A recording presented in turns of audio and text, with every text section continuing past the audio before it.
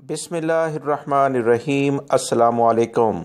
16 جنوری 2021 کے لحاظ سے سعودی وزارت صحت نے جو اہم رپورٹ وبائی مرض کرونا کی شیئر کی ہے، اس کی تفصیلات آپ تمام بھائیوں سے شیئر کی جا رہی ہیں۔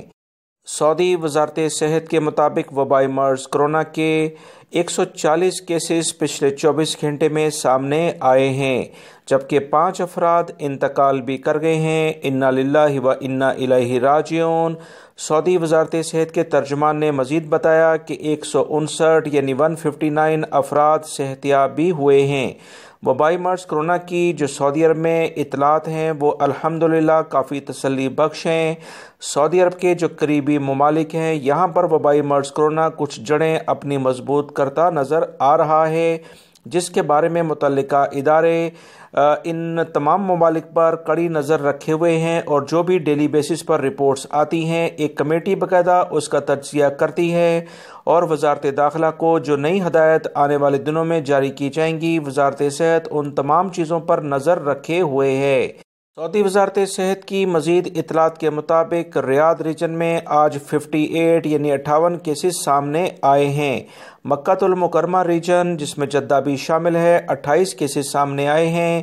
ایسٹرن ریجن جو کہ دمام کے علاقے اور اس سے ملحقہ علاقوں پر مشتمل ہے، 26 کیسز سامنے آئے ہیں۔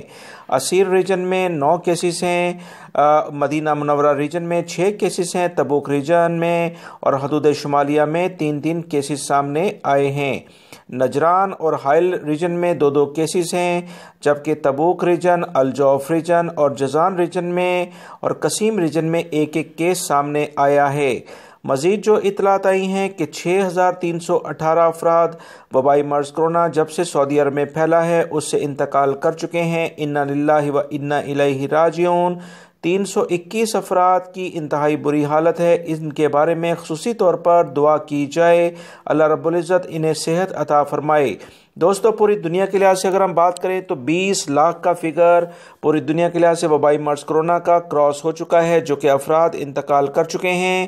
میں نے اپنے دوسرے چینل پر ویڈیو شیئر کیا تھا جس میں نے بتایا تھا ورلڈ ہیلتھ آرگنائزیشن نے جو تازہ رپورٹ جاری کی ہے اس کے مطابق پوری دنیا میں ہر 8 سیکنڈ بعد ایک شخص کا انتقال وبائی مرض کرونا کے سبب سے ہو رہا ہے۔ لہٰذا تمام لوگ احتیاط کریں، ویڈیو لائک کر کے شیئر بھی کیجیے گا۔ السلام علیکم۔